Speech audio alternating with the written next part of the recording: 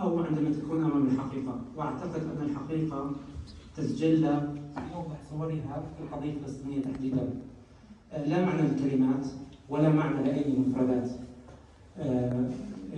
الفلاسفة والمفكرين بحثوا طيلة قرون طويلة عن معنى الحق ومعنى الخير المطلق والشر المطلق والحقيقة المطلقة.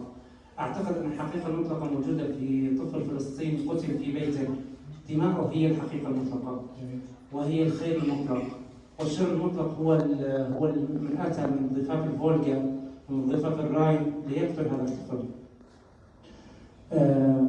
هذه الحقيقة، ولا أعتقد بأن هنالك أي معنى مطلق أكثر من معنى القضية الفلسطينية.